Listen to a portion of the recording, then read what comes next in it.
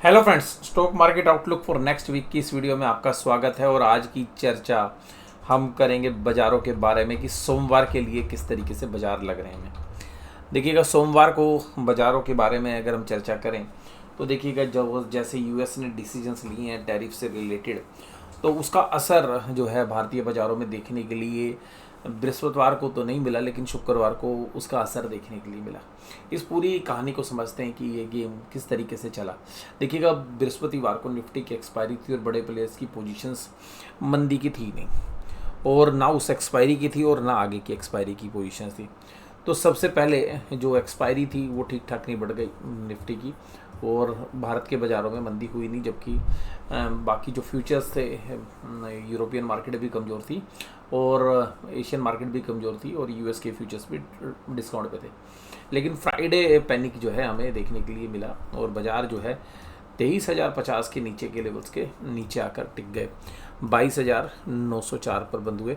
हालांकि 22,700 की एक अहम सपोर्ट जो है अभी भी बरकरार है, जो अगर बाज़ार की दृष्टि से देखें। लेकिन जिस तरीके से यूएस में कल 2,100 पॉइंट की गिरावट हुई है, लगातार एक सेल ऑफ देखने के लिए मिल रहा है। अब मुझे ऐसा लग रहा है कि बड़े फंड्स जो है एक सेल ऑफ करेंगे। हालांकि जो गिफ्ट निफ्टी है वो भी तकरीबन 600 पॉइंट की गिरावट दिखा रहा है। तो मुझे लगता है कि 22,700 का अगर लेवल टूटता है तो बाज़ार में एक पैनिक सेलिंग जो है आपको देखने के लिए मिलनी चाहिए। तो जो मैं अभी बात आपके साथ पूरे हफ्ते की नहीं करूँगा, मैं खाली मंडे की करूँगा, क्योंकि मंडे के बाद जो है मुझे लगता है कि जिस तरीके का होगा रुख, फिर वो आपके साथ डिस्कस करना पड़ेगा, क्योंकि बहुत ही डायनेमिक है बाज़ार हमारे। और इस डायनेमिक बाज़ार के अंदर हमें थोड़ा सा फूक फूक के कदम रखना पड़ेगा। और इस समय पर बाज़ारों में जिस तरीके से मूवमेंट्स हैं, जिस तरीके से वोलेटिलिटी है, तो हफ्ते भर का आकलन करना इस हफ्ते जो है प्रैक्टिकली पॉसिबल नहीं है।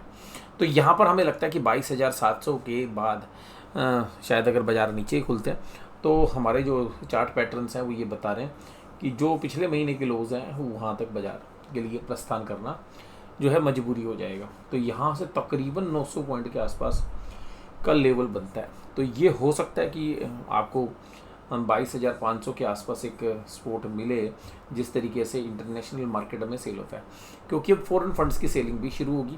पहला रीज़न फॉरेन फंड्स की सेलिंग होगी। दूसरी बात क्या है, एफआईआईज ने जो मंदी की पोजीशंस थी नहीं, उन्होंने जबरदस्त पुट बाइंग जो है फ्राइडे के सेशन में की है।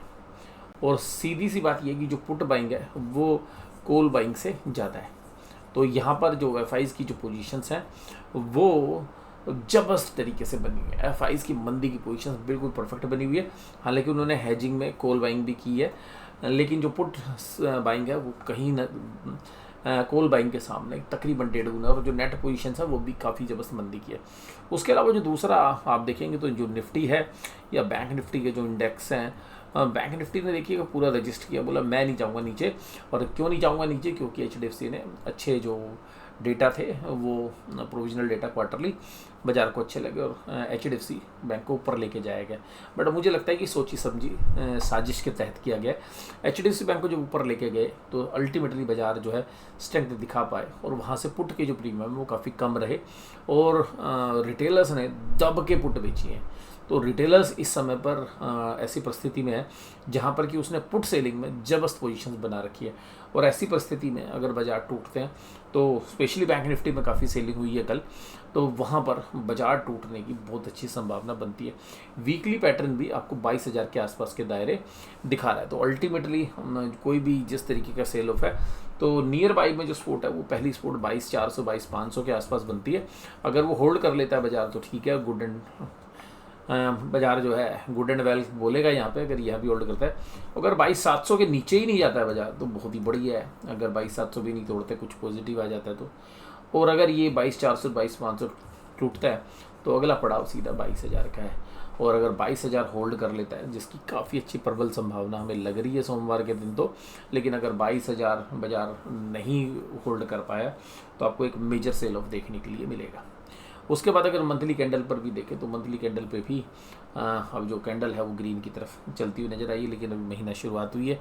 जहाँ तक एचडीएफसी बैंक की बात कर रहे हैं, और उसके बाद अगर हम एचडीएफसी बैंक के न्यूयॉर्क स्टॉक एक्सचेंज के अंदर जो ट्रेड्स होते हैं एचडीएफसी बैंक के एडीआर, वहाँ पर अगर हम बात करें तो एचडीएफसी बैंक का एडीआर 3% डाउन था, ICICI बैंक का जो ADR था वो भी तकरीबन 3% डाउन था। अगर ये दोनों शेयर 3% डाउन होते हैं तो आप ये मान के चलो कि निफ्टी के अंदर हैवी वेट ये पोजीशंस में।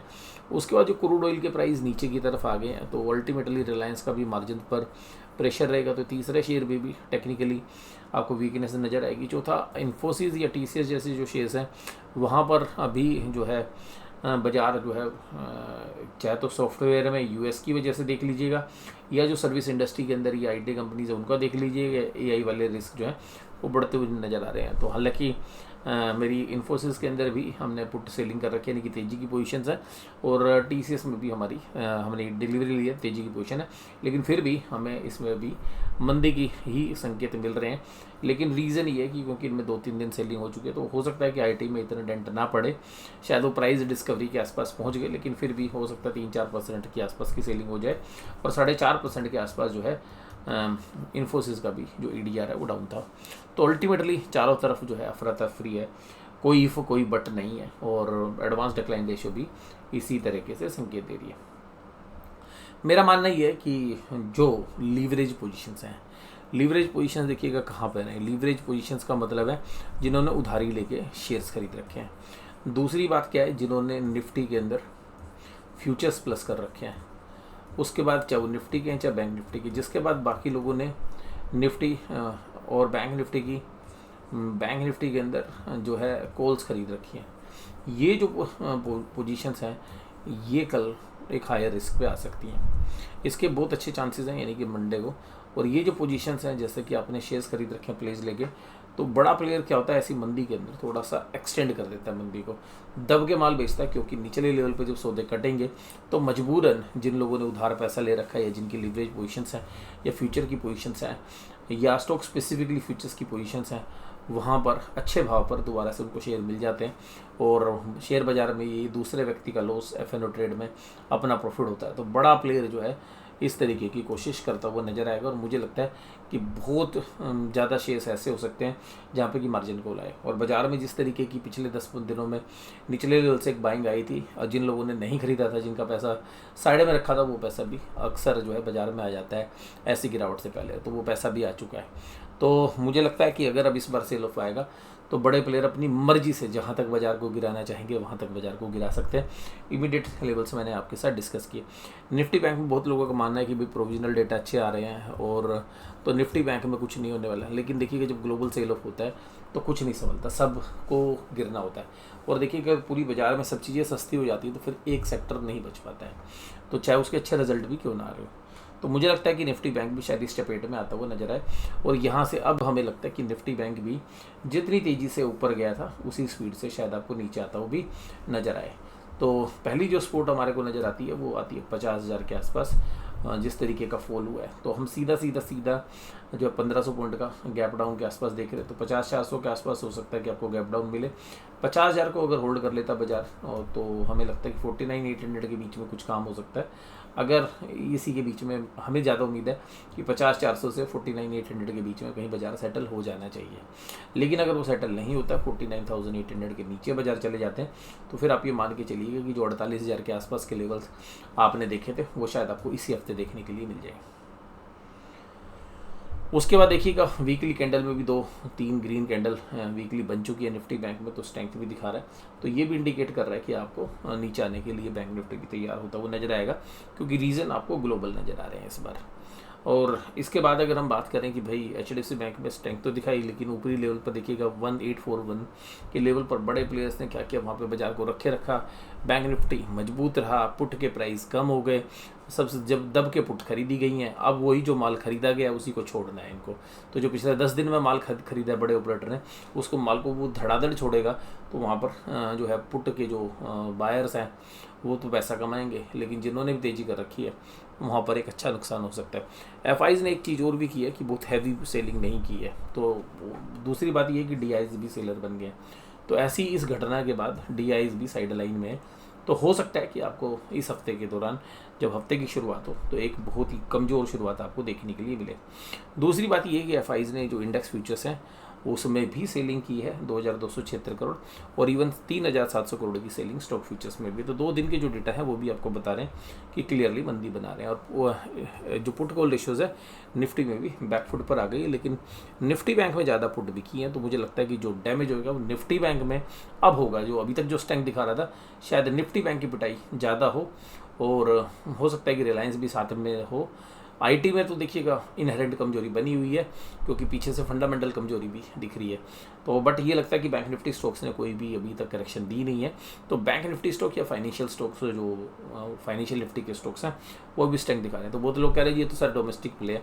भाई साहब, जब इंडिया की कंपनीज़ को फाइनेंशियल प्रॉब्लम्स आएंगी तो अल्टीमेटली बैंकों के डिफॉल्ट होने की चांसेस रहेंगे। और जो अगर आईटी कंपनीज़ में से सबसे ज़्यादा रेवेन्यू अगर एम्प्लॉयज़ को मिलता है, जो सबसे ज़्यादा इंडिया में पिछले 5-7 साल में ग्रोथ हुई है, वो इसीलिए हुई है क्योंकि आईटी में पैकेजेस बहुत बढ़िया थे।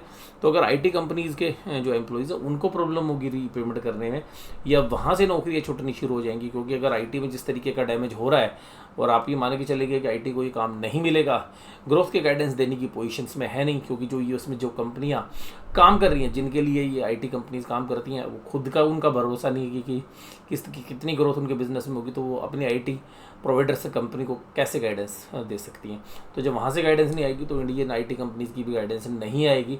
तो अल्टीमेटली इंडियन आईटी कंपनीज जो है एक चैलेंजेस फेस कर सकती हैं। एआई की चैलेंजेस अपनी तरफ से हैं। तो यहाँ पर अगर आईटी में कोई प्रॉब्लम होती है तो वो अल्टीमेटली जो कंपनियाँ, जो इंडियन कंपनीज़ हैं, उनको जो आउटसोर्सिंग होती है उन कंपनीज़ में उनके एम्प्लॉयज़ को सबको टेंशन हो सकती है। और अगर ऐसा माहौल बनता है तो सब लोग अपने प्रोटेक्शन के लिए क्या होता है कि एक इमरजेंसी फंड या एक इमरजेंसी मनी भी अपने पास रखते हैं। तो अल्टीमेटली बैंकों के लिए कोई बहुत बढ़िया समय नहीं है। अगर ग्लोबली इस तरीके के चैलेंजेस आते हैं तो सबसे खास बात ये कि जो बड़े फंड हाउसेज हैं वो जब इस तरीके का सेल ऑफ होते हैं वो वैल्यूएशंस को नहीं देखते। उनका मेन पर्पस होता है कि अभी इन्वेस्ट नहीं करना, अभी पैसा साइड करना है। तो जो बड़े इन्वेस्टर का माइंड सेट है वो भी पैसा साइड करने का होता है। तो ये भी एक रीज़न है। और दूसरी बात क्या है कि बड़े प्लेयर्स की मंदी की पोजीशन बन गई है। उसके बाद कह रहे हैं Dow Jones industrial average 2231 point की कमजोरी उसको देखने के लिए मिली। और उसके बाद देखेंगे तो यूएस के इंडिसेस तो टूट रहे हैं, चाहे इंग्लैंड हो, जापान हो, सब जो है धराशायी जो है हो रखे हैं। इंडिया ने अभी तक देखिएगा रजिस्टर किया है, आईडिया अगर मैं नहीं टूटूंगा, चलो तुम्हारा कुछ भी होता हो, मेरे ऊपर कोई फर्क नहीं पड़ रहा। बट देर सवेर क्या होता है, फंड हाउसेस तो देखिएगा ग्लोबली इन्वेस्ट करते हैं, तो उन ग्लोबल सेल ऑफ जब होती है तो वो जहाँ पर अच्छा भाव मिल सकता है जिन शेयर्स के, वहाँ पर भी सेलिंग शुरू हो जाती है। तो मुझे लगता है कि सोमवार के दिन हमारे बाज़ारों में भी एक अच्छी सेलिंग देखने के लिए मिल सकती है। Indian bull market, bullions market में अगर हम देखें तो गोल्ड में भी एक सॉफ्टनेस आई है। गोल्ड में मेरा व्यू अभी भी मुझे लगता है कि भाई पैसा कहाँ डालोगे जब पूरे ग्लोबली अनसर्टेनिटी है। तो मैं गोल्ड से अपना पैसा तो निकालने वाला नहीं हूँ, क्योंकि मैंने लास्ट वीक में भी जो है गोल्ड में इन्वेस्ट किया है। बट गोल्ड में मैं कोई फर्दर मनी डिप्लॉय नहीं कर रहा हूँ, बट जो मेरे पास है मैं उसको होल्ड करना चाह रहा हूँ। और सिल्वर में तो देखिएगा कमजोरी इसी वजह से आई कि क्योंकि ग्लोबल मेल्टडाउन हुआ है, तो सिल्वर में तो कमजोरी आना बनता है, क्योंकि इंडस्ट्रियल यूज़ में सिल्वर यूज़ होता है। पर मुझे लगता है कि अगर यहाँ से और 5 से 10% की करेक्शन और होती है सिल्वर में, तो मैं लॉन्ग टर्म जो मुझको यहाँ पे मेरा बुलिश व्यू है, तो वहाँ पे सिल्वर में हो सकता है कि एक वैल्यू बाय जो है वहाँ पर होती हुई नज़र आए। ब्रांड क्रूड जो है बहुत बुरे तरीके से टूटा है, $65 पर आ गया।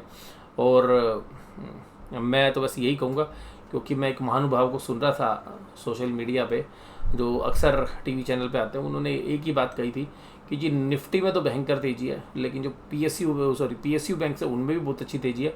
प्राइवेट सेक्टर्स के जो बैंक है वो धराशायी हो जाएंगे, इनका गिरने का क्रम रहेगा और ये बहुत लोअर लेवल लगा सकते हैं। बट हुआ जस्ट उसका उल्टा है, निफ्टी ने दम तोड़ दिया, पब्लिक सेक्टर के बैंक टूट गए, लेकिन प्राइवेट सेक्टर के बैंक दम दिखा रहे हैं। तो कभी कभी ऐसा भी होता है कि जो एक राय रखी जाती है उसके विपरीत जो है बाजार चलता है। और हालांकि उनका बोलने का स्टाइल बहुत बढ़िया है, तो लोग उनके एनालिसिस से ज़्यादा उनके बोलने की वजह से उनको सुनते हैं। तो ध्यान रखिएगा, पैसा आपका है, जब भी कभी निवेश करें, ट्रेड ले, तो अपनी समझ से करें, चाहे वो आप मुझे सुन रहे हैं या किसी और को सुन रहे हैं, क्योंकि पैसा आपका है।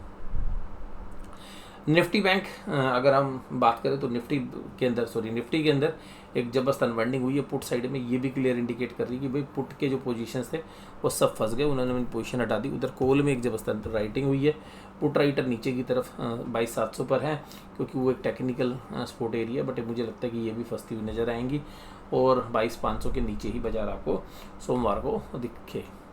उसके बाद अगर हम बात करें तो इधर से बैंक निफ्टी में कॉल अनवाइंडिंग हुई है, क्योंकि बैंक निफ्टी तेज़ी दिखा रहा है, लेकिन बाद में क्या हुआ, लास्ट के कुछ क्षणों में पुट में भी अनवाइंडिंग हुई। ये इंडिकेट कर रहा है कि बैंक निफ्टी भी अब आपको नीचे की तरफ प्रस्थान करता हुआ नजर आए। तो आज की इस वीडियो में बस केवल इतना ही। मुझे लगता है कि एनालिसिस आपको पसंद आएगा। वीडियो देखने के लिए धन्यवाद। Thank you very much.